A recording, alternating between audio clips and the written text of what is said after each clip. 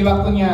Iya, terima kasih teman-teman pada hari ini mau merelakan waktunya buat hadir pada pertemuan hari ini. Saya juga special thanks buat Pak Rio, Bu Ellen, dan tim Brinicial lainnya yang telah mengundang saya, yang telah beli me untuk bisa menceritakan gimana kiprah saya di bisnis Brinicial. Selamat pagi. Oke.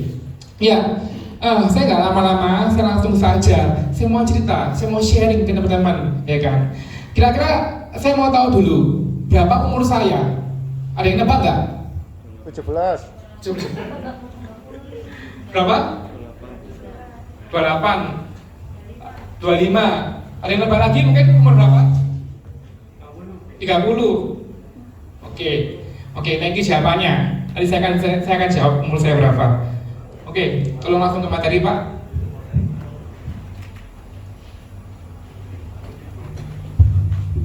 Oh ini, thank you. Oke, sebelum saya mau melangkah lebih dalam lagi, saya mau menceritakan tentang background saya. Thank you, Pak.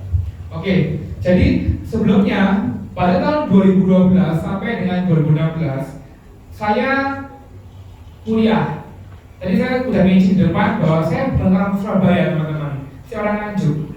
Ada Nganjuk? Tahu? Desa nggak, Pak? Desa Pol. Saya orang desa, saya orang perantauan, saya kuliah di Surabaya, dan saya selalu ingin belajar dengan giat. Tujuannya kenapa? Kalau saya stuck di kota kecil, saya nggak akan berkembang. Saya ingin one day at a time, saya ingin kerja di perusahaan yang besar.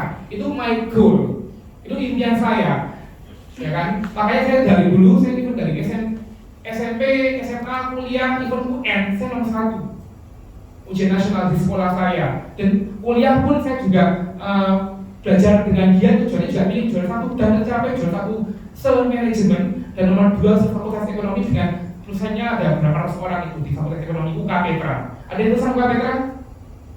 Oh banyak juga ya. Juara apa bro? Finance ya. Sama manajemen. Susah kan di ekonomi? Apalagi kalau ujian. Galak-galak pengawasnya. Bisa IP 4. Almost 4 HPE. Puji Tuhan, ya kan? Hampir perfect IPK saya. Kenapa? Karena saya selalu bercita-cita, aku harus bisa sukses, aku harus bisa kerja di perusahaan besar. Dan finally, ya kan? Saya kan dulu juga sempat jadi asdos juga waktu kuliah. Dan finally, thanks God, akhirnya saya jadi karyawan. Saya berhasil apply di salah satu perusahaan rokok yang terkemuka di Surabaya as a brand manager. Bakal jadi brand manager ya kan? Belum ya kan? Cuma purpose di brand manager. Di kode sahamnya WIN. Ada yang tahu WIN itu apa? Benar. Dan saya pada waktu lulus itu ya kan, saya selalu kayak teman-teman saya, bro, kamu kerja di mana? Ini gajimu, to the point. Oh gajimu segini, oh besar, gaji lebih besar, ya kan. Jadi aku merasa dengan kerjaanku, dengan jabatanku sekarang, aku merasa aku harus bersyukur karena aku dengan gaji segitu 2 digit untuk awal-awal lulus, dan itu jarang orang bisa achieve itu untuk fresh graduate teman-teman, ya kan. Tapi teman-teman, seiring berjalannya waktu, apalagi anak muda, ya kan.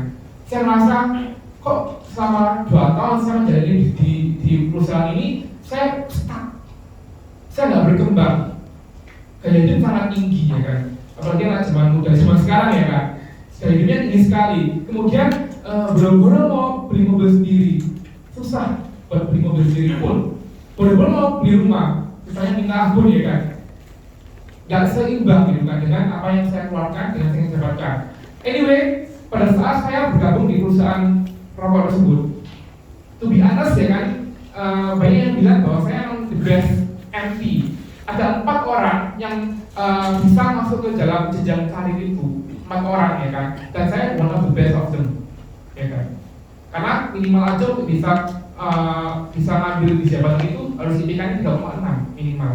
Dan saya setiap 2 minggu sekali saya harus present ke direktur langsung. Makanya saya kenal sama peningginya semua WIM itu.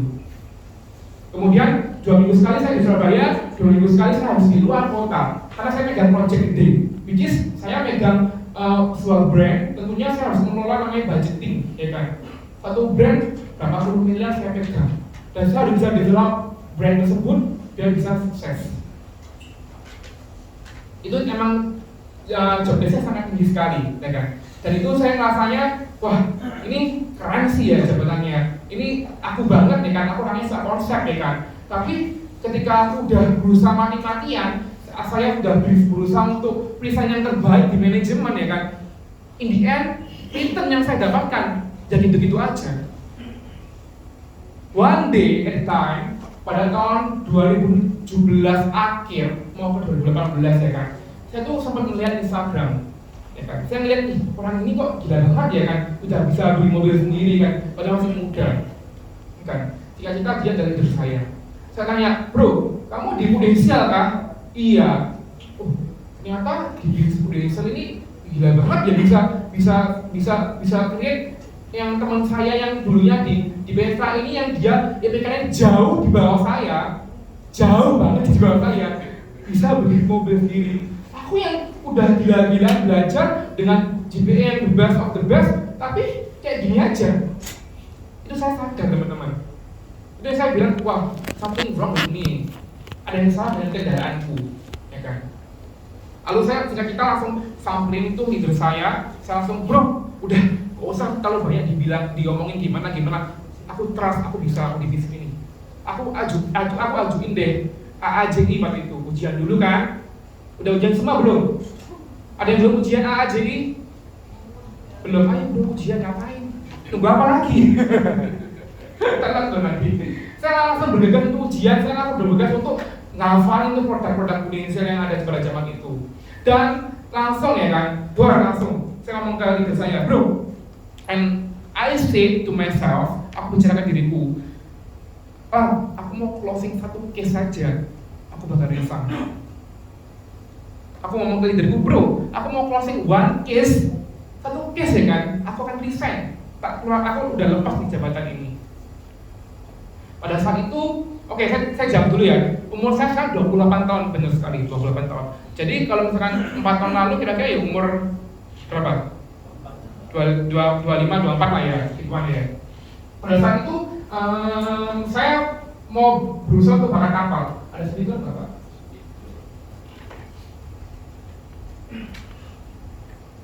Thank you. Oke, teman-teman, jadi saya kan bilang kan, saya closing satu case saja, saya mau resign. Nah, saya ingin tahu nih jawabannya teman-teman, kira-kira nih ya, seorang ala dengan gaji 2 digit ya kan, kok bisa sih, kok berani sih langsung resign? Kira-kira saya dapat income berapa sih di Indonesia langsung to be honest banget langsung mau resign? Kalau ditebak aja nggak apa-apa. Oke, ada yang 300.000. Ada yang jam lain nggak? Kecil banget itu bro. Ada yang jam lain nggak? 3 juta. 3 juta. Kecil banget. Yang tinggian dong, masa 3 juta sih? Ada yang jam lagi nggak? 50 juta.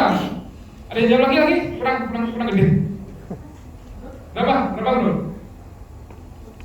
Berapa? 1 juta? Oke, saya mau jawab langsung teman-teman. Ini 2018 ya kan? Ini di bulan Februari tepatnya. Closing perdana saya yang saya bisa langsung bikin surat resign, ya kan? Cepet sih. 100.000. Karena pada saat itu saya nggak sengaja closingnya. Saya itu cuma ngomong sama teman saya di kantor tersebut, ya kan? Cis, secara level of hierarki itu lebih bawah daripada saya, ya kan? Lalu saya ngomong, cis, itu dengerin aku aja, gak usah closing, gak apa-apa gitu kan. Aku cuma mau belajar ngomong, karena aku sekarang di Prudential, you just listen it, ya kan. Langsung dia dengerin, loh, ada program seperti itu ya? Ya ada, ini. Oh, yaudah deh, tolong buatin beberapa proposal. Saya bikin beberapa proposal pada saat itu. Ada 4 proposal, dari premi yang murah sampai preminya 1 juta ya kan. Tapi langsung dia bilang, aku langsung mau premi yang ini deh, karena nyesuaiin budgetnya dia. Jadi case pertama saya adalah case nggak sengaja. Case nggak sengaja dengan pada saat itu income saya cepet jing, langsung saya bikin surat resign. Saya juga sempat agak ringan dingin sih, waduh cepet jing buat beli Starbucks aja udah habis, ya enggak? Tapi namanya teman-teman komitmen, janji adalah janji. Kalau kita udah berjanji, kalau kita udah pingin rasanya keluar, pingin lompat lah dari zona ini ya kan, zona yang status quo ini ya kan, ya just do it gitu kan. Itu yang saya pegang. Oke, saya jawab Februari 100.000. Banyak enggak? Agent lain yang tiba-tiba rasanya gede. Banyak. Ada yang langsung dia dapat langsung 100 juta juga ada di case utangnya dia. Cuma ini saya beda cita. Saya di sini saya dimulai dari yang terkecil. Karena ini pun nggak sengaja case-nya. Ya, Februari. Saya ingat banget angka-angkanya. Di bulan Maret. Jadi 100.000. Jadi 5.500.000. April jadi 8,5. Mei 10 juta. Sampai end of the year saya di Desember bisa minimal 20 juta. Sekarang lagi dong. Thank you. Pun ini dengan saya bisa achieve ini, saya masih terpontang-panting dengan kerjaan saya. Karena waktu saya bikin surat resign, saya nggak boleh langsung keluar. Karena pada saat itu saya harus pegang project besar, ya kan? Dan di mana nggak bisa seenak modelnya kita untuk keluar masuk sendiri, gitu kan? Harus which is 3-4 bulan harus stay di sana. Dan saya pada saat itu pun ya kalah kabut. 2 minggu saya di luar kota, 2 minggu di Surabaya. Sebisa saya, semaksimal saya buat janji terus sama namanya klien, ya kan? Karena pada saat itu waktu adalah penting sekali. Saya ingin cepat-cepat keluar ya kan dari perusahaan saya. Akhirnya bulan Juni baru officially resign. Bulan Juni pas THR. Pas THR kebetulan, ya kan, baru resign. Terus kemudian kita dari percepatan income yang ini kan gila banget nggak teman-teman percepatan income-nya? Kurang dari setahun aja saya udah 2 kali lipat income saya daripada perusahaan saya yang lama.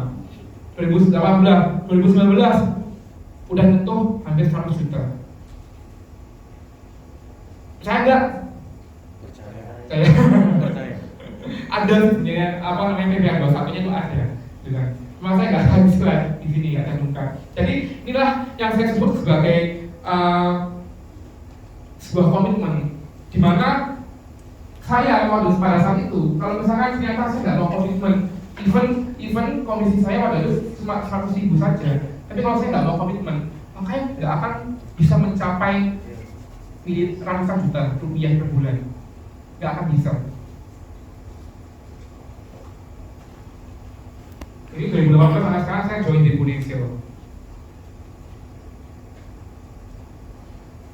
Masa peralihan 2015, merasa hidup stuck dan tidak berkembang, melihat teman kuliah yang biasa saja tapi jadi luar biasa, itu jadi leader saya sekarang.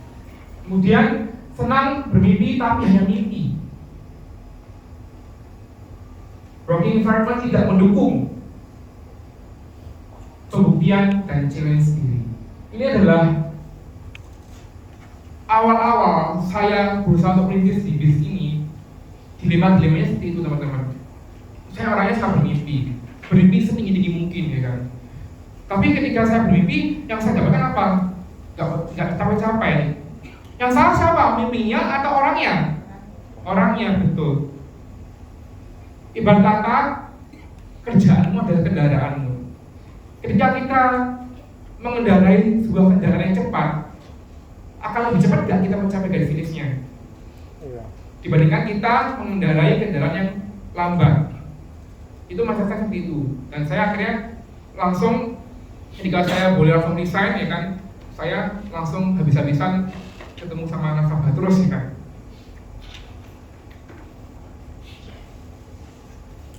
Ingin memiliki asuransi pribadi. Ini juga saya dulunya juga sering sih teman-teman ditawari sama agen-agen asuransi. Ayo bro beli asuransi bro, ayo bro beli asuransi bro. Cuma saya selalu menolak.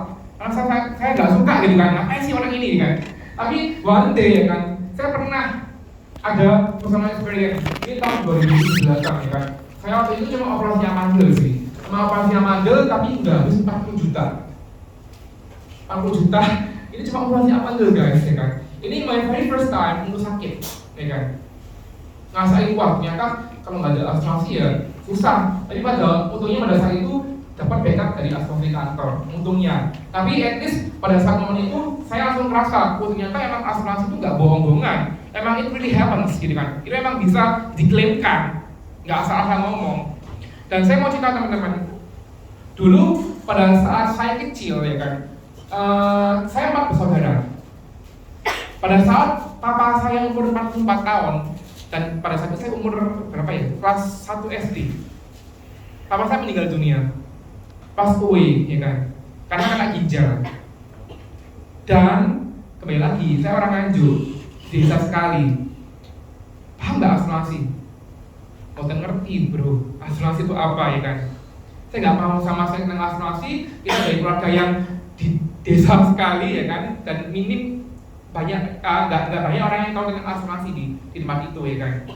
Akhirnya ya kita papa udah belasan tahun kena ginjal, intinya juga udah habis puluhan miliar. Dari semua yang saya dibilang keluarga yang oke, punya pabrik kayu bapak ya kan, sampai ketika sakit dia ngabisin uang miliaran ya langsung living standarnya turun langsung ya kan. In the end meninggal dunia itu nggak meninggalin apa-apa, karena asetnya udah di-create-nya, asetnya udah disilakannya, udah habis untuk bayar rumah sakit. Tiap seminggu 2 kali dari Surabaya ke RKS buat cuci darah kayak gitu. Jadi saya ngerti banget dulu gimana keluarga saya dengan pernah mengalami hal seperti itu, nggak punya asuransi, sakitnya minta ampun ya kan. Itu yang menjadikan saya juga akhirnya inginlah coba menjalani di spiritual, karena saya ingin juga memberikan asuransi kepada mama saya. Itu juga salah satu alasannya, ya kan. Pertama itu, kedua dari pengalaman saya operasi amandel aja udah 40 juta, dan mama saya masih belum punya asuransi pada saat itu. Dan saya pada saat awal-awal agent, saya dapat komisi berapa langsung saya berikan asuransi ke mama saya, ya kan. Karena kenapa? Kalau ada apa-apa, siapa yang nanggung kalau bukan anaknya, ya enggak? Iya. Betul sekali. Jadi itu adalah pengalaman saya singkat, ya kan. Sebelumnya tuh kecilnya saya juga dari keluarga yang tidak punya asuransi, yang susahnya minta ampun ketika tidak ada asuransi teman-teman. Ya, teman-teman di bisnis prudensial teman-teman ya. Ketika dunia sedang resesi, ketika dunia sedang sekarang, industri asuransi semakin berkembang teman-teman. Apalagi kalau dunia semakin berkembang, industri asuransi juga semakin berkembang. Ini yang kita perlu garis bawahi. Saya kemarin tahun 2021 kemarin, puji Tuhan, saya kemarin juga dinobatkan sebagai top 1 produser East Java, ya kan? Dan kebanyakan nasabah saya dari kota kecil, believe it or not. Saya sering keluar kota, saya sering ke Kediri, even ke Tulungagung, ya kan? PP Nganjuk Tulungagung, BP Nganjuk Kediri, ketemu klien. Dan sebenarnya saya juga kaget. Orang-orang sekarang pada suka asuransi dan sekali closing ratusan juta. Ini yang saya kemarin 2021 kemarin cuma kerja 4 bulan jadi top 1 East Java. Puji Tuhan sekali. Dan ini omsetnya kebanyakan dari kota kecil teman-teman. Menandakan apa? Itu proof, bukti bahwa sekarang di kota kecil pun banyak orang-orang yang sudah memakai asuransi. Dan saya pun pada COVID berlangsung kemarin, saya sudah membantu miliaran rupiah nasabah saya klaim kena COVID meninggal. Ibu ada umur 30 tahun sekian, teman saya juga meninggal karena COVID juga ada. Jadi itu habisnya miliaran rupiah. Dan saya for the first time dalam waktu setahun banyak sekali penerima terjadi itu pada tahun COVID kemarin Delta. Ini yang membuat saya juga akhirnya ternyata my job, kerjaanku ini kerjaan yang mulia. Dan saya mau share juga teman-teman, saya juga lupa belum masukkan ini ke slide. Pada Desember 2021 kemarin, adik saya kecelakaan. Adik saya kecelakaan di Nganjuk juga ya kan. Dan saya larikan ke Surabaya 23 hari, 2 minggu di ICU dan sisanya dirawat inap biasa di Premier Surabaya, habis 600 juta rupiah. Dan semua dibayar sama prudensial. Ulangan dong prudensial. Ini yang menjadikan saya semakin percaya, Alan, kamu berada di tempat yang tepat, di mana kamu bisa menjadi seorang berkat bagi sesama, at least bagi keluargamu, at least. Coba kalau ada asuransi. Padahal adik saya baru saya ikutkan asuransi setahun sebelum kecelakaan. Jadi tepatnya setahun lalu, sebelum kecelakaan ya kan, saya berikan dia asuransi dari saya. Kemudian pada tahun 2021 akhir kan perpanjangan nih, kan banyak tahunan ya kan. Tadi saya bilang, udah kok nggak usah diperpanjang ya kan, kasihan kan, soalnya kan saya barusan beli rumah juga 2021 kemarin. Dia kasihan sama saya, dia nggak izinin saya perpanjang asuransinya. Tapi saya tetap transfer langsung, tahunan langsung. Ya karena saya tahu bahwa asuransi sangat penting teman-teman. 2 minggu setelah saya transfer perpanjangan, 2 minggu loh ya setelah saya perpanjang, kecelakaan, dan langsung habisnya 600 juta rupiah. Gila nggak? Paru-parunya pecah, ya kan? Limpahnya pecah juga.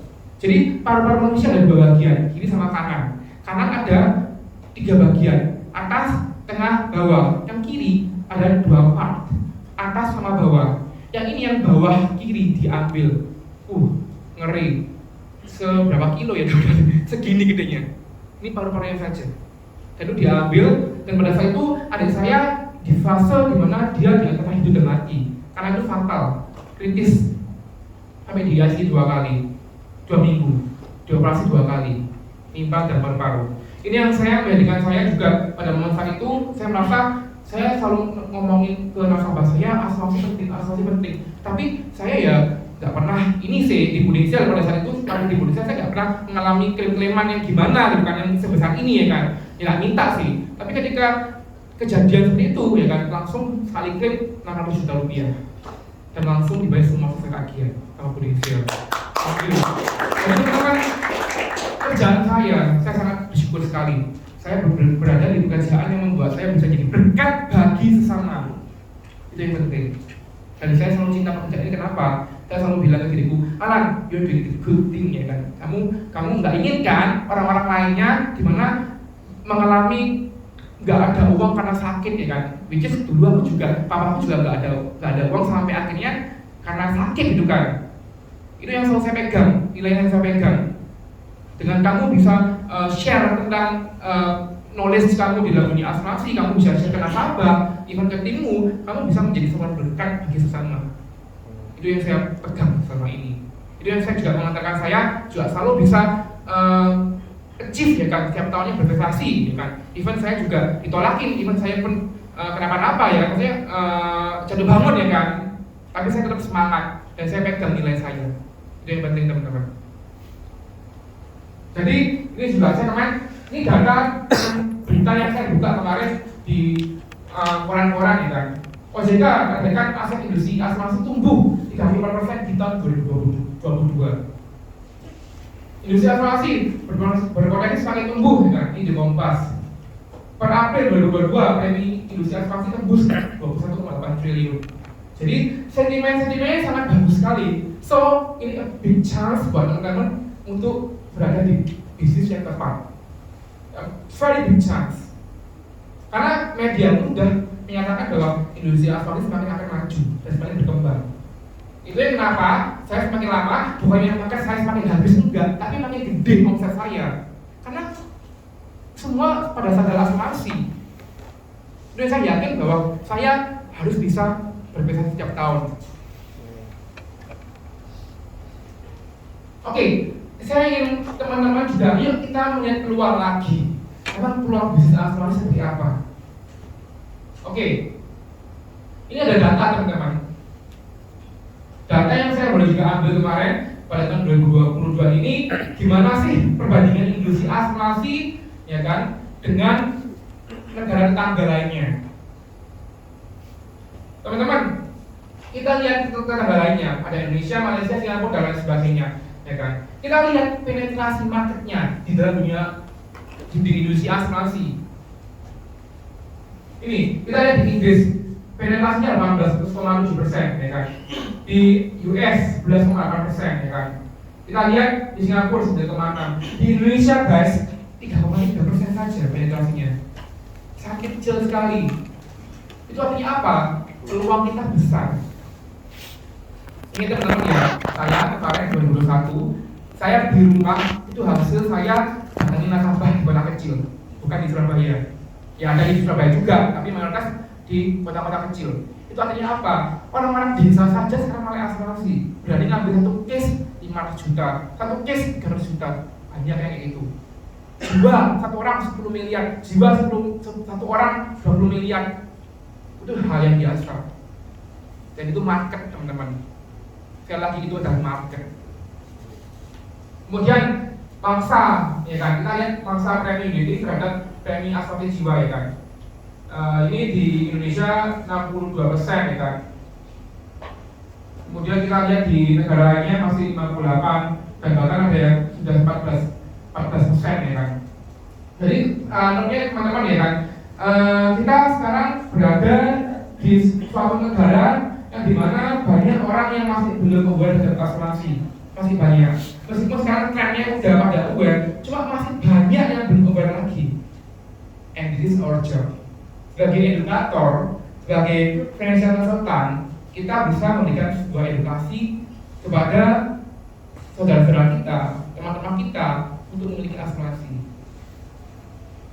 Karena saya sudah proof it dengan pengalaman klaim pribadi saya. Saya nggak ngomongin lagi lah klaim-klaiman nasabah saya yang udah berapa miliar itu. Saya ngomongin aja klaim-klaiman adik saya, which is adik saya kandung. Kemarin 20 kali 600 juta, dan itu cover semuanya.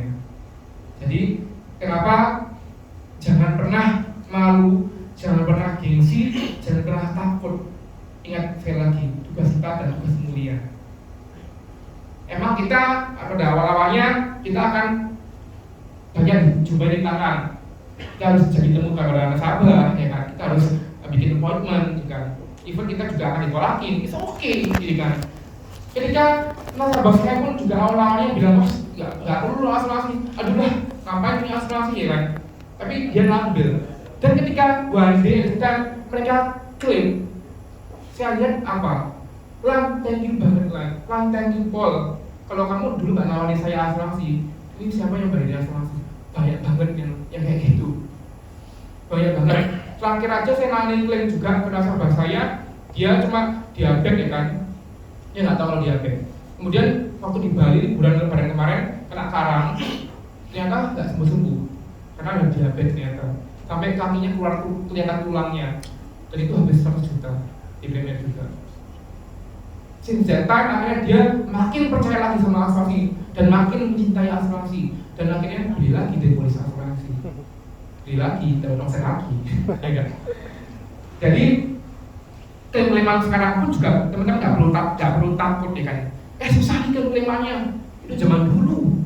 Zaman sekarang gampang klaim-klaiman, tinggal tunjukin kartu nih nasabah, selesai. Kartu Greensill sama KTP, selesai.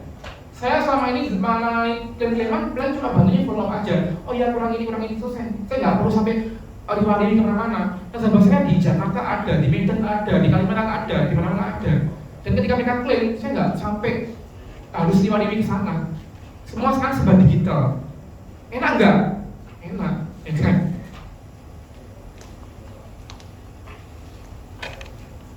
Oke, melihat peluang lagi teman-teman. Saya ingin teman-teman kita melihat peluang lagi. Awalnya malu dan gengsi, ego lebih tinggi daripada mimpi. Tapi aku pikir lagi, sampai kapan aku terus begini? Aku ingin ujung gigi, ngasih bukti pakai mami, berdiri sendiri, sampai impian tanpa basa-basi. Aku berkaca pada kisah si Joni, melihat peluang bukan passion hati. Awal buka salon, malah jual roti. Melihat peluang untuk meraih mimpi, gitu dong. Kenapa dong? Tahu nggak? Siapa Joni ini? Joni Andrean, teman-teman. Si Joni itu Joni Andrean. Jadi saya sangat terinspirasi sekali sama namanya si Joni ini. Pak Joni ini, dia kita tahu bahwa bisnis utamanya adalah di Joni Andrean Salon, ya kan. Tapi teman-teman tahu nggak? Jeko, Brandok, siapa yang create? Ya si Joni ini, ya kan. Kalau kita melihat passion dia adalah di dunia kesawanan, kecantikan. Tapi kok langsung berbanding kebalik langsung berubah ke bisnis food and beverage, ke industri makanan ya kan. Karena kenapa? Si Joni ini, Bro Joni ini melihat peluang teman-teman. Sama dengan saya yang lakukan. Apakah dunia asuransi awalnya dari passion saya? No. Saya kembali lagi, dulu saya kuliah tinggi-tinggi, sekolah tinggi-tinggi, saya ingin kerja di perusahaan yang gede, di multinasional, at least ya kan. Tapi saya kembali lagi melihat, kalau saya kembali lagi sebagai karyawan, yaitu namanya juga bukan sesuatu loncatan, itu bukan breakthrough. Saya akhirnya mencoba untuk di bisnis ini dan melihat peluangnya, karena banyak orang-orang hebat yang bisa mencapai impiannya di bisnis ini. Joni ini terus terang adalah orang yang menginspirasi saya untuk bisa melihat namanya peluang bisnis. Dan saya juga di sini mau melihat teman-teman, mau mengajak teman-teman untuk melihat peluang di bisnis asuransi.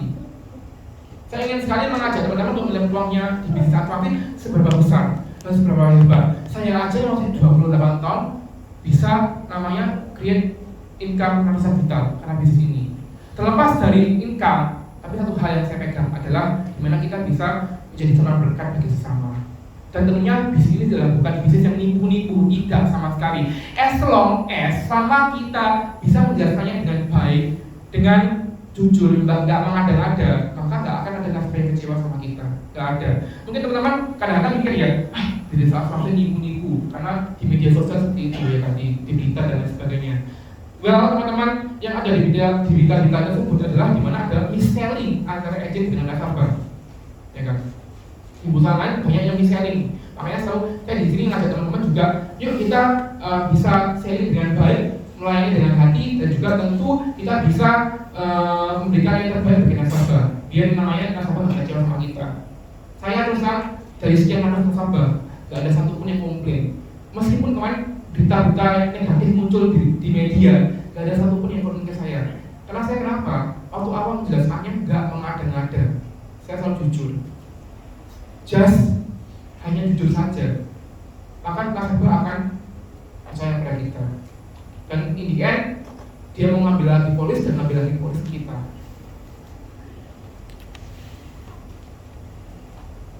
Masih punya peluang teman-teman. Ya, jadi saya ingin teman-teman sadar bahwa di bisnis ini income kita tanpa batas. Kita mau income berapa? Kita mau income 50 juta, kita mau income 100 juta, kita mau income berapa ratus juta pun, itu tergantung dari kitanya. Tergantung dari kita mau nggak kita terus berproses, mau nggak kita konsisten dalam bisnis ini. Kalau kita nggak mau, maka ya itu hanya sebagai mimpi. Saya kemarin aja pernah dalam waktu sebulan dapat 500 juta pernah, komisinya saja. Ya karena kenapa? Your result equal to your effort. Result kamu sebanding dengan effort kamu. Kalau kita mau result yang bagus, yuk kita lebih genjot namanya effort kita untuk bekerja lebih keras lagi. Jangan pas-pasan lagi gitu kan. Sadar yuk kenapa kita berada di sini. Jadi income kita tanpa batas. Kita mau income berapa M pun ya monggo, bisa-bisa aja. Kemudian teman-teman, kenapa di bisnis asuransi? Kenapa di Prudential? Karena teman-teman kita sudah memiliki sistem. Kita kadang-kadang kalau misalkan kita mau ada tim baru lagi, kita mau rekrut agent baru, kita bingung, aku bingung nih mau trainingnya gimana ya kan? Bodoh-bodoh, saya masih baru ya kan? Aku bingung nih, setelah ini saya gimana ya? Saya harus gimana ya? Saya kan masih agent baru. Nggak perlu nanti teman-teman, karena kita udah punya sistem. Tinggal teman-teman follow the system. Saya yakin pasti semua kantor Prudential yang ada di Indonesia sudah memiliki sistem. Teman-teman di sini pun juga karena sistem. Teman-teman juga mungkin besok diajak, ayo ikut nih bisnis day atau apalah istilahnya, tiap hari apa kita ada selalu ada acara seminar ya kan. Itu namanya sistem. Yang belum kita lakukan apa? Ikuti aja kata leader kita. Leader kita mau ngajak apa? Ikutin. Karena semua leader yang ada di Prudential pasti akan memberikan yang terbaik. Mereka pasti akan ingin teman-teman sukses semuanya. Karena kalau teman-teman sukses, mereka juga akan sukses. Ya enggak? Sama dengan nanti halnya, ketika teman-teman udah merasakan income-nya, ternyata income-nya gede banget ya, terus teman-teman rekrut agent baru. satu hal yang teman-teman ingin lakukan kepada mereka, ingin sukses. Karena kalau dia sukses, Anda lebih sukses lagi. Tepuk tangan di Budensial dong. Dengan sistem kita udah dibuat. Jadi don't worry. Kita cuma bodoh apa? Bodoh diri kita aja. Lain-lainnya semua udah dibuat. Even aplikasi ya kan, even produk dan lainnya sudah ada semua. Kemudian di Budensial kita lihat memiliki brand equity. Siapa sih yang nggak sama Budensial? Saya mau sharing teman-teman. Kalau saya awal-awal jadi agent asuransi, saya sengaja cara saya untuk biar teman-teman saya tahu bahwa saya di Budensial, saya melakukan survei. Ada berapa ribu kontak WA dan saya semua cek mereka satu. Bro, Pak, udah punya asuransi belum? Dia jawab, oh udah. Asuransi apa? Oh, Budensial. Oh, jadi ternyata kebanyakan orang-orang yang saya temui mereka udah punya asuransi. Dan asuransinya apa? Budensial, teman-teman. Kira-kira 90%. Ini Anas survei yang saya lakukan. Survei yang saya lakukan benar-benar 2018 kemarin. Itu artinya apa? Orang-orang udah pada believe ke Budensial. Akan lebih gampang jika kita sudah bisa edukasi lagi nasabah-nasabah yang udah punya polis asuransi. Kalau kita mau beli produk lagi, kita belinya ke produk apa? Tentu ke brand yang udah kita pernah beli nggak sih? Karena kita udah beli ke brand tersebut. Akan lebih susah lagi kalau ditanya sama brand lainnya. Oh, saya nggak pernah ini tahu tentang brand ini ya kan? Akan lebih susah.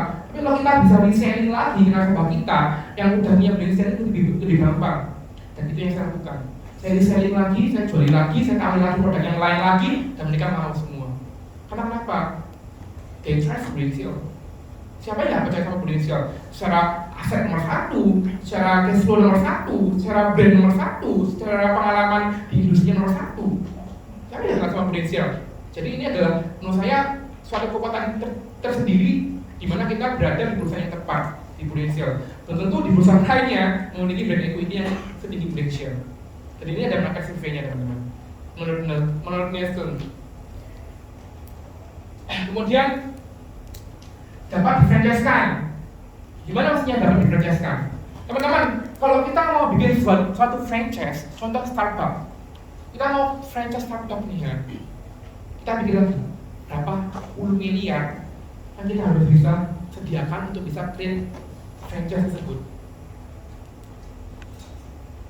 Jangan kalau di sini kita mau bikin franchise gampang sekali, nggak perlu modal. Cuma teman-teman satu yang harus dilakukan, menemui teman kalian untuk yuk kita bergabung di bisnis ini, ya kan? Tawarin sebagai agent asuransi. Dengan mereka bisa menjadi agent kalian, menjadi agent teman-teman, itu artinya sama dengan kita bisa men-franchise-kan Budensial. Segampang itu, nggak perlu modal sama sekali.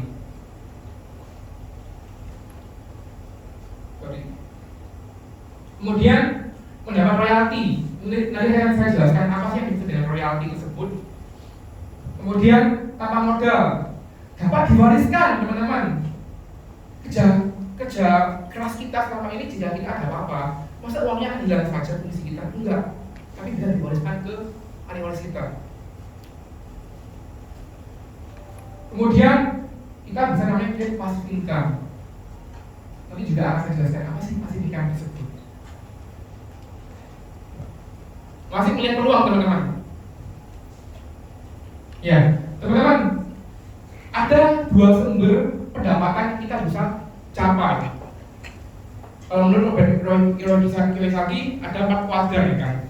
Ada active income, ada passive income. Dan di sini teman-teman ternyata nih di Budensial kita bisa mencapai dua-duanya. Gimana maksudnya bro? Ini. Jadi teman-teman, kalau teman-teman bisa namanya ingin memiliki passive income, teman-teman harus bisa naik kelas.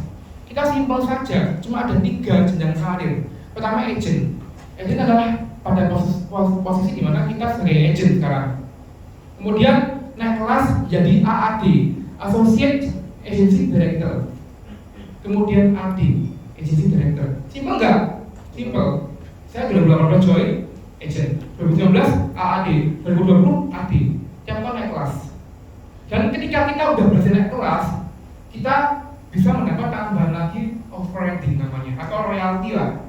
Gimana kalau kita punya tim yang jalan, kita dapat tambahan lagi, duit lagi dari Indonesia. Jadi andai kata nih, teman-teman sekarang berada di posisi AAD, ya kan? Teman-teman punya agent, dia agent ini punya pendapatan di tahun ini misalnya 100 juta per tahunnya, ya kan? Itu teman-teman berapa? Dapat 45% dari income-nya dia.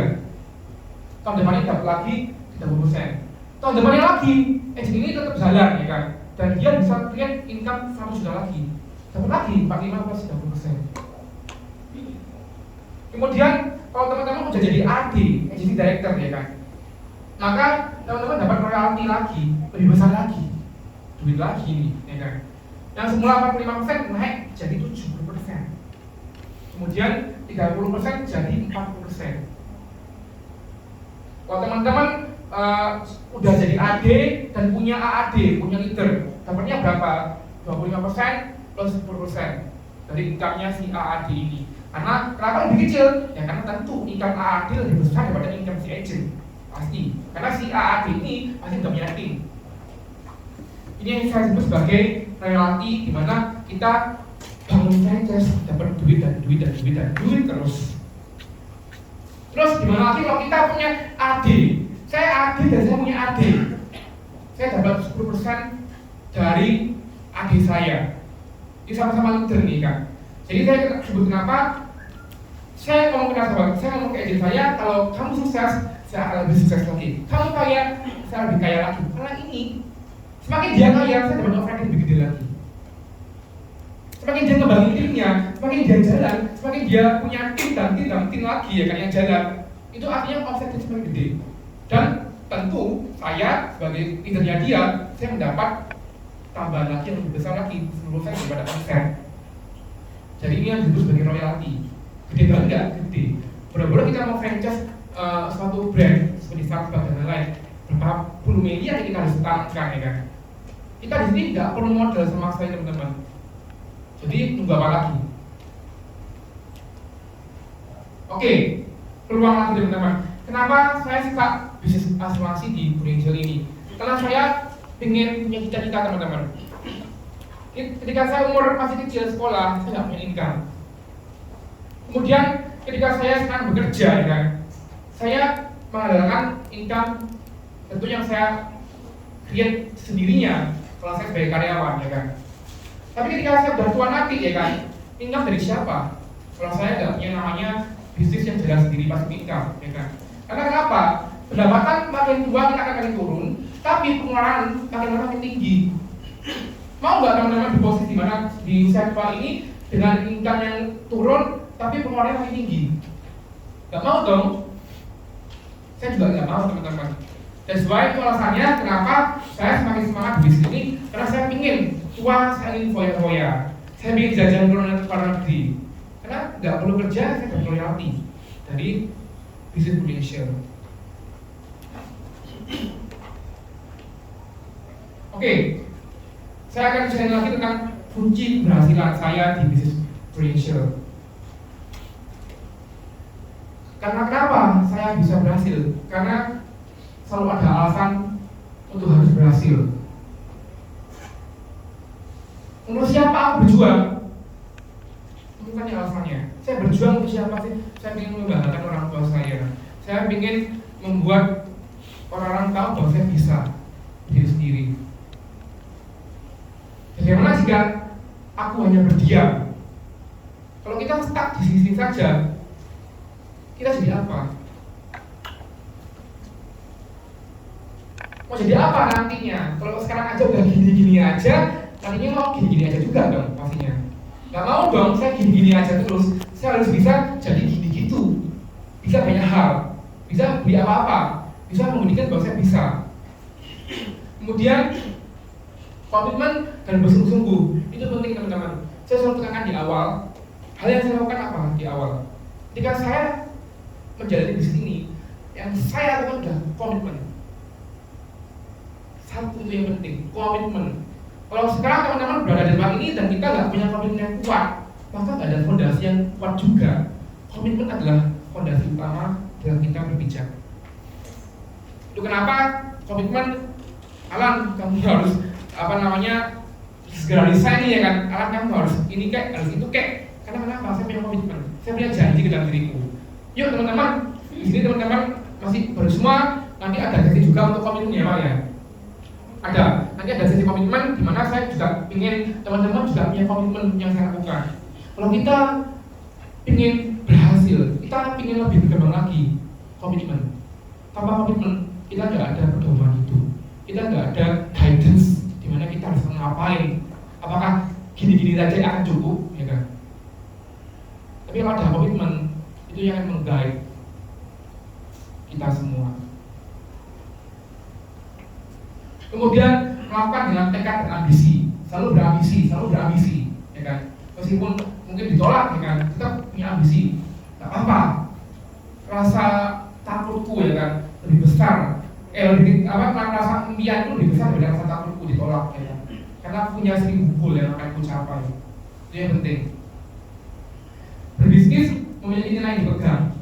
Kalau kita di tempat ini tidak punya nilai yang dipegang, maka kita akan jangan goyah.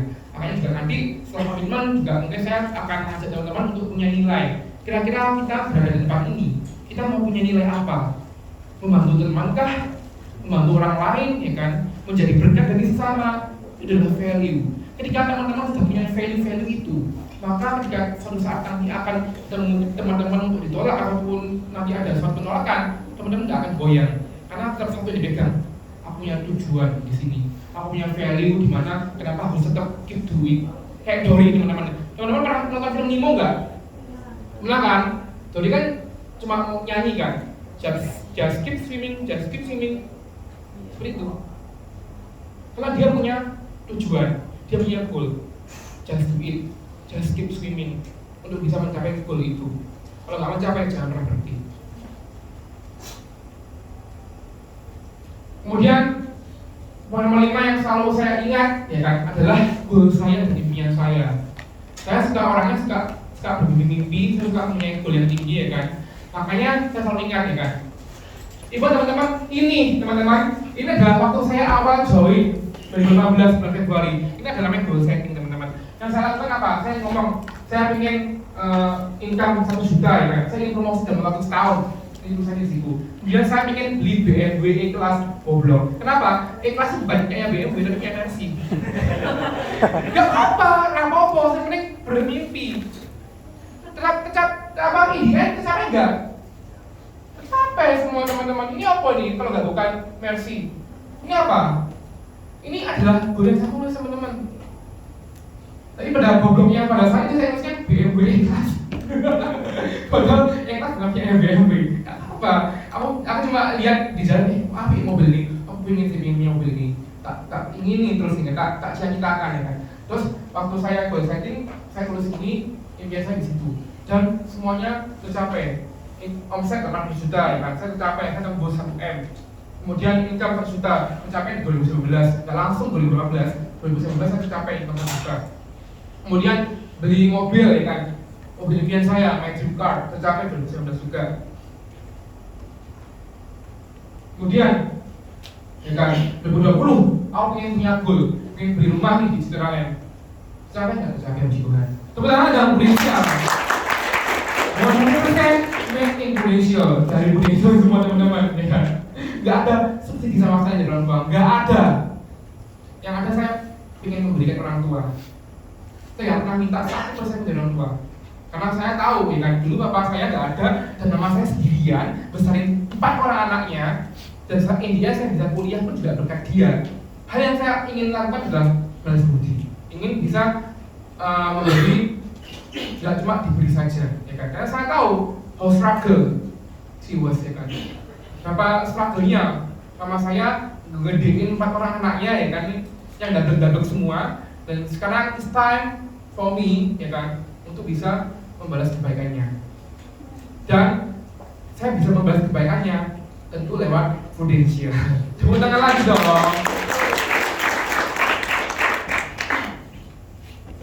Oke. Teman-teman, bisnis pada umumnya butuh 4 hal. Pertama, modal. Bisnis apapun teman-teman butuh modal nggak? Butuh kan? Kita mau buka toko, kita mau buka salon, kita mau buka marketing, butuh modal nggak? Butuh. Kemudian butuh resiko nggak? Ada resiko. Resiko kalau gagal, resiko kalau kita bikin roti ternyata tidak enak rotinya, dibuang deh. Kemudian butuh pengalaman nggak? Butuh. Kita mau bikin roti ini, pasti kita harus belajar bikin roti ini enak. Kita mau kerja di perusahaan yang gede, di perusahaan multinasional, tentu mereka juga ada requirement-nya, dimana kita harus pengalaman apa, butuh pengalaman. Butuh waktu nggak? Butuh, ya kan? Tapi teman-teman di bisnis prudential, satu hal yang teman-teman kita harus ingat lagi, tidak butuh modal. Cuma butuh cuepau, lambe. Itu aja. Kita nggak ada resiko, ya kan? Kita ditolak, ya udah, mati kulus. Kita cuma mengedukasi saja, tutup ditolak ya nggak apa-apa, gitu kan? Kemudian pengalaman, dan pengalaman dia akan dibutuhkan. Cuma ya kita harus berproses, ya kan? Biar bisa semakin tajam. Waktu, ya kan? Kita tidak perlu wajib ke kantor, teman-teman. Mungkin kita ke kantor cuma seminggu berapa kali saja sih. Karena kita bebas, ya kan? Ibu saya menemui tim saya pun juga nggak pasti, ya kan? Kadang-kadang hari apa, kadang jam berapa, bebas sekali dan fleksibel sekali waktu. Di tempat ini juga nggak butuh namanya pengalaman kerja harus apa, nggak perlu ijazah, ya kan? Cuma AAJI saja ijazahnya. Kemudian Alan, gimana sih cara kita bisa storytelling ke nasabah biar bisa di closing, ya kan? Banyak teman-teman, banyak banget. Karena kita terus terang kita berada di bisnis prudential nih, dimana kita memiliki produk yang lengkap. Mau unit link, mau produk tradisional, kita ada semua. Mau itu untuk bisa cover hutang, mau itu untuk dana pensiun, untuk dana pendidikan, untuk warisan, ada semua. Banyak teman-teman. Dan setiap produk yang kita berikan pasti memiliki fungsi dan bisa bercerita. Untuk pengadaan aset, ya kan? Bisa nggak? Bisa. Untuk warisan, ya kan? Bisa juga. P2, ya kan? Cover hutang, bisa juga. Biar hutang ini nggak diwariskan ke keluarga kita kalau si pencari nafkahnya kenapa-napa. Kemudian dana pensiun bisa juga. Investasi bebas pajak, tabungan dan investasi. Nah, unit link ada tabungan, ada investasi juga. Kemudian pilihannya banyak sekali syariahnya. Kebetulan juga tahun ini Prudential udah create namanya Prudential Syariah. Jadi buat teman-teman lebih gampang lagi kalau kita bisa jualan produk syariah. Kemudian untuk antisipasi cacat total total, tabungan dan pendidikan anak semua ada, teman-teman. Banyak hal, banyak cara kita bisa kemas produk kita untuk bercerita ke nasabah kita. Karena tentu kita semua butuh ini, ya enggak? Kalau kita butuh ini, orang lain juga butuh ini, semua butuh ini. Tentu produk kita bisa dijual.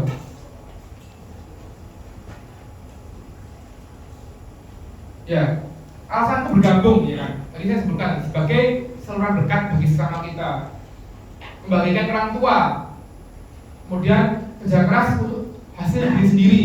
Kalau saya tetap di perusahaan yang saya lama, saya even jungkir balik pun, saya kerja sampai larut malam pun, jam 1 subuh pun, yang punya duitnya yang sama, yang bosnya, ya kan? Paling saya cuma dihargai berapa sih? Waktu yang fleksibel, sangat fleksibel sekali. Mengajar masuk income yang saya inginkan. Kemudian membeli barang branded, ya kan? Di bulan luar negeri dengan fasilitas bintang 5. Ini yang saya tidak pernah dapatkan kalau saya nggak di Prudential. Kemarin juga waktu sebelum COVID terakhir ke Berlin juga ke Jerman, ya kan? Enak teman-teman. Hotelnya pun juga di Ritz, ya kan? Di Ritz Carlton. Dimana kalau saya pakai uang saya sendiri nggak akan mau untuk spend uang itu untuk hotel tersebut karena mahal, ya kan?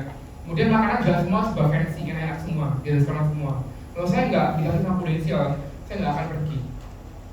Tapi kemarin tahun 2021 kemarin kita Prudential membatalkan kepergiannya, ya kan? Kita kemarin kan rencana ke London, ya kan? Tapi nggak jadi pergi. Tapi don't worry, sama Prudential dikasih uang, dikonvert ke dalam rupiah, ya kan?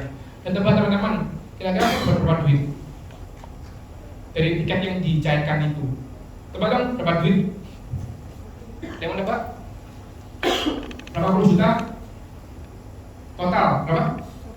60. 20. Tadi apa yang 20? Saya lihat.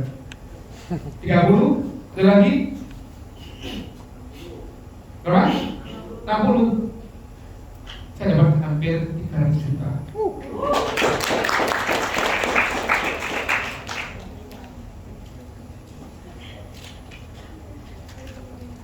Kemudian alasan bergabung, ya kan? Teman-teman, kalau teman-teman sekarang masih berada di posisi, aku ngapain ya di sini ya? Ini jam berapa sih? Buang-buang waktu ya kan? Kalau teman-teman masih merasa seperti itu, yuk kita renungkan lagi. Why we are here? Kenapa kita di sini? Mau nggak? Saya ajak teman-teman untuk bisa lompat dari zona nyaman. Karena I have been there. Saya pernah di posisi di situ di mana saya zona nyaman terus, kan? Dimana saya mau nih lompat jam untuk bisa naik lagi, naik kelas. Menemukan alasannya, bebas uang, ya kan? Bebas hutang, bebas waktu kayak mungkin, atau di rumah sendiri, kemudian pengen jalan-jalan ke Eropa tiap tahunnya, bahagian keluarga, punya anak, ya kan? Punya istri, ya kan?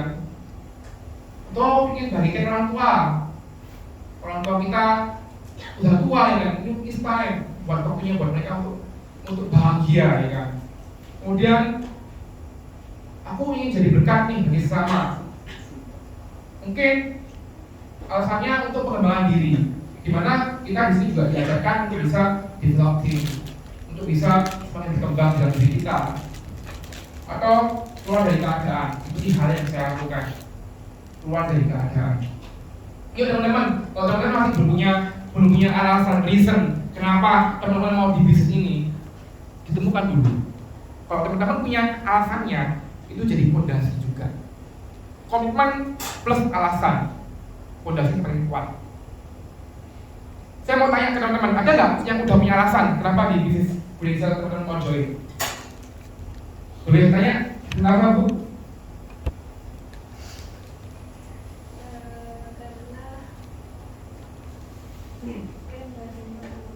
Oke, pengen orang kaya bahagia. Tangan dong. Mudah sekali. Kamu bro? Sukses. Sukses itu gimana maksudmu? Pengen apa? Suksesnya gimana? Kalau sudah bensin harus Ingin masuk income ya? Terangan. Kamu bro? punya banyak uang. Pengen banyak uang. Tekan lagi dong. Oke teman-teman, itu adalah alasan teman-teman untuk bisa bergabung dan mau bergabung di tempat ini. Kalau teman-teman masih belum punya kepikiran, ya kan? Atau mungkin punya kepikiran cuma ya itu nggak jadi fire, nggak jadi penyemangat bagi teman-teman, ya kan? Gali lagi, cari alasannya bikin on fire terus setiap hari. Cari alasannya bikin teman-teman aku harus perfect, aku harus ketemu sama orang, ya kan? Cari itu. Kalau teman-teman nggak di posisi mana nggak menemukan on fire itu artinya alasannya belum kuat. Ya itu alasan, cuma it's not too strong. Cari yang sekuat mungkin, biar nggak sia-sia teman-teman berada di sini sekarang. Oke teman-teman, ya saya mau berkaca juga teman-teman. Saya dulu waktu kecil juga waktu sebelum di Budinsel, saya selalu melihat karir path. Saya orangnya suka sekali melihat karir path. Even saya juga tanya ke teman-temanku, kamu dapat berapa ya kan? Karena saya orangnya ingin selalu yang terbaik, ingin jadi the number one. Kalau dia dapat income lebih gede, wah aku harus cari lebih gede lagi. Itu yang saya dulu, ya kan? Dan teman-teman, ini saya bandingkan dengan Budinsel. Kalau saya berkaca pada perusahaan, ya kan? Kita mau income 40 juta. Saya lihat di posisi pada saat itu, ya kan, paling nggak at least umurnya 40 tahunan untuk 40 juta. Nunggu 40 tahun. Tapi kalau saya di sini, saya umur 28 tahun dan gajinya 2 kali lipat dari umur 60 tahun something. Yes. Hanya di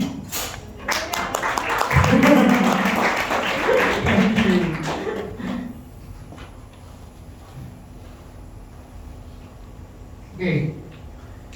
Sukses adalah berhasil mencapai setiap goal yang saya inginkan dan menjadi saluran berkat bagi sesama.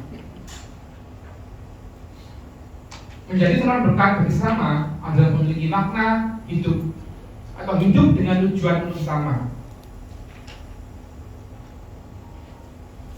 Itu adalah definisi sukses bagi saya. Ini satu last point bagi untuk teman-teman ya kan, bagi saya. Komitmen hal utama yang digenggam di tangan.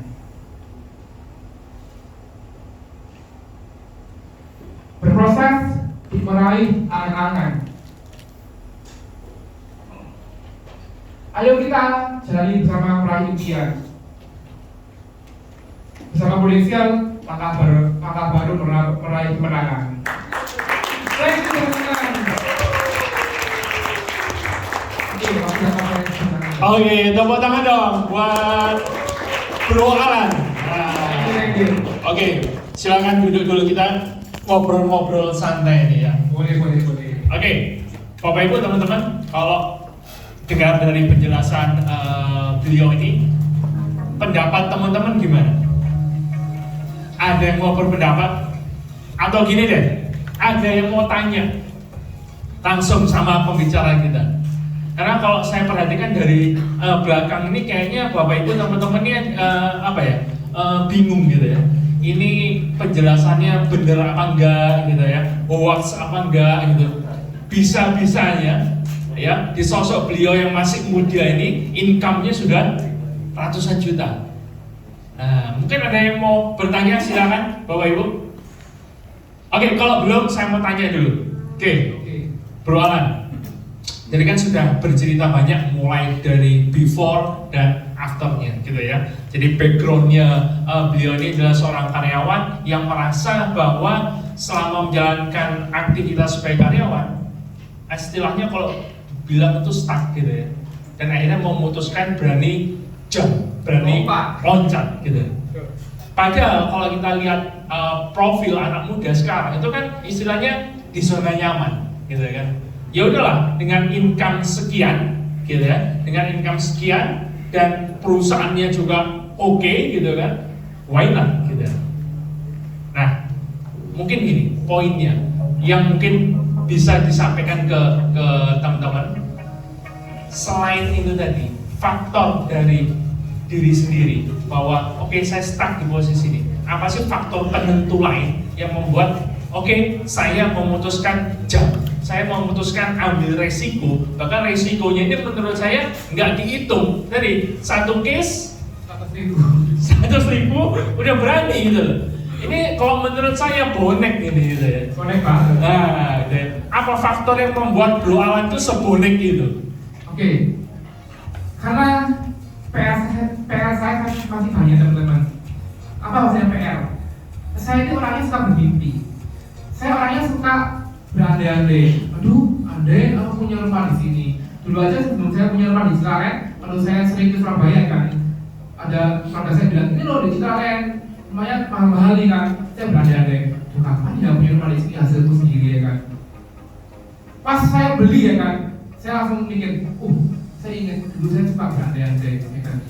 Saya selalu berandai-andai punya rumah di sini. Dan puji Tuhan, dikasih sama Tuhan rumah yang saya andai-andai ya kan. Jadi teman-teman, kalau saya nggak punya mimpi yang tinggi ya kan, kalau saya nggak punya goal yang tinggi, maka nggak ada suatu dorongan bagi saya untuk bisa lompat. Lompat itu dasarnya ada fondasi, ada keinginan, yaitu adalah mimpi. Mimpi yang berjuta-juta, semakin gede mimpi kita, at least 1, 2, 3 mimpi tercapai daripada nggak mimpi sama sekali itu. Yes, mantap. Tepuk tangan dong ya. Boleh saya ambil poinnya, tenang aja Bapak Ibu. Mimpi itu nggak bayar ya, mimpi itu gratis, benar ya? Betul. Ya mimpilah setinggi mungkin. Betul. Karena dari mimpi itu menjadi kita berani untuk melakukan tindakan, mengambil keputusan. Bahkan keputusan yang menurut orang-orang di luar sana ini keputusan konyol gitu kan? Ya. Nah, Bro, pertanyaan selanjutnya. Tadi kan sudah banyak cerita ya. Mungkin tadi yang belum saya dengar itu adalah tantangannya. Wah, tadi kan kalau kita lihat slide ini kan oke semua nih, bagus semua. Tantangannya menjalankan bisnis ini di awal Ya, itu seperti apa sih? Saya yakin kita semua mungkin yang punya background karyawan itu kan tidak mudah ya, atau cukup menantang merubah mindset pola yang dulu karyawan menjadi, boleh saya bilang ini adalah berbisnis gitu ya. Nah, tantangannya apa sih? Oke, ya pasti tantangan pasti ada teman-teman ya kan. Pada saat saya awal-awal bergabung ya kan, saya terus terang nggak direstui sama orang tua.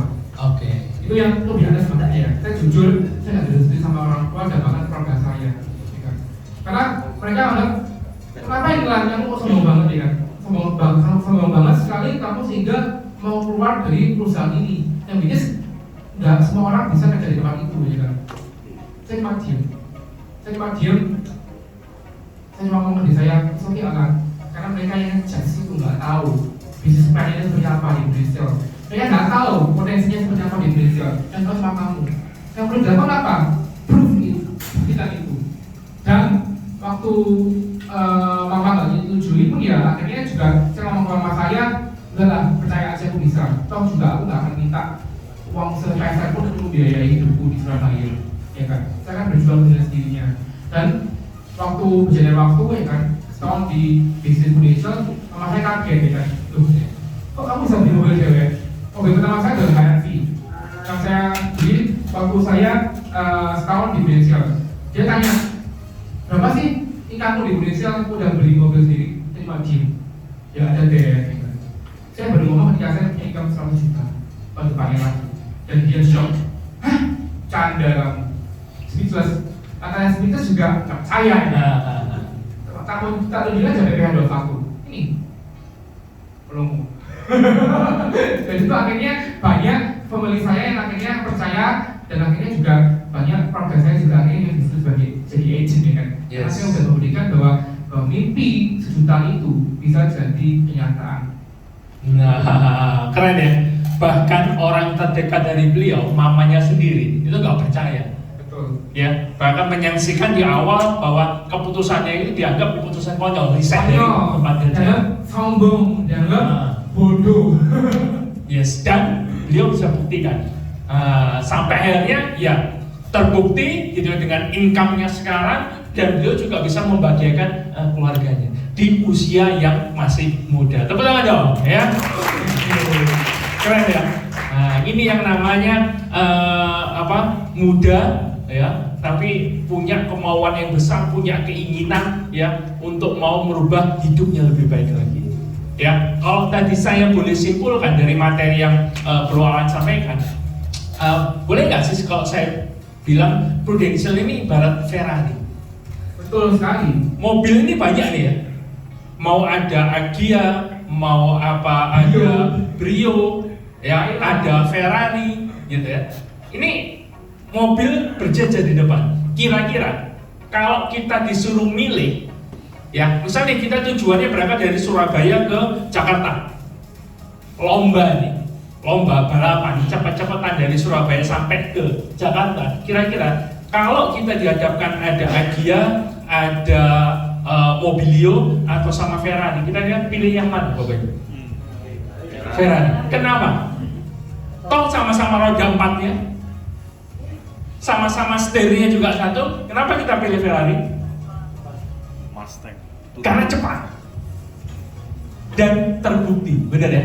Nah, inilah ya gambaran dari Prudential. Benar nggak? Betul Pak, setuju sekali.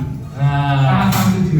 yes ya. Jadi kita bisa tadi Bro Alan menyampaikan kecepatan income di Prudential. Tadi membandingkan, benar ya? Ya, saya compare dengan kalau what if jika saja saya masih di sana dan saya punya income segitu, saya harus nunggu sampai punya anak. Saya harus punya kumisan dulu, baru punya income segitu. Oh gitu, kok komisan nyindir saya nih kayaknya komisan.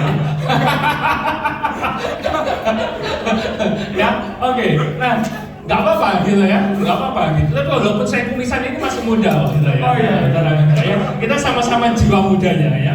Oke, Bro, terakhir apa yang bisa disampaikan sama teman-teman Bapak Ibu yang hadir di sini gitu ya. Karena tentunya kita Kesempatan itu nggak datang 2 kali. Ini momentum baik buat kita semua yang hadir di ruangan ini. Apa yang Bro Alan bisa sampaikan ke teman-teman semua? Oke teman-teman, saya sebenarnya menyesal sekali. Kenapa saya nggak mulai ini dari dulu? Kenapa saya nggak mulai ini dari kuliah? Kuliah kan bisa banyak yang. Kenapa saya nggak mau melakukan itu dari awal? Karena gengsi. Gitu. Coba saya dari awal. Saya pasti bisa lebih lagi kan pada saat umur segini. Kenapa kok nunggu cari pengalaman dulu baru akhirnya mau bergabung? Kenapa harus tampar dulu baru bangun ya kan? Di sini saya mau ngajak teman-teman, yuk jangan sampai ini jadi tamparan teman-teman. Ketika teman-teman aku nggak mau ya kan di bis ini ya kan. Tapi teman-teman nggak mau jalanin dan suatu saat ketika teman-teman pun jalanin ternyata udah ngerasain duitnya sendiri dan menyesal. Saya nggak mau seperti itu. Jadi teman-teman, saya menyesal, Alan menyesal karena nggak mulai dari awal. Karena nunggu dulu, ingin kerja di perusahaan multinasional yang belum tentu bisa mencukupi saya. Jadi jangan sampai penyesalan ini datang juga pada teman-teman. Itu aja sih. Yes, thank you. Tepuk tangan dong sekali lagi buat Bro Alan. Ya, teman-teman, kesempatan nggak datang 2 kali. Ya, Anda ambil keputusan terbaik malam ini, gitu ya. Saya yakin pengundang Anda, perekrut Anda sudah memberikan gambaran tentang bagaimana bisnis prudential. Hari ini adalah bagian bagaimana memastikan keputusan Anda. Gitu ya. Sekali lagi tepuk tangan buat pembicara kita ya, yang meriah buat Bro Alan. Tetap di sini Bro Alan. Ya, kita undang Pak Rio dan Bu Ellen ya untuk maju ke depan untuk memberikan ucapan terima kasih, sertifikat apresiasi buat pembicara kita malam hari ini. Silakan. Luar biasa.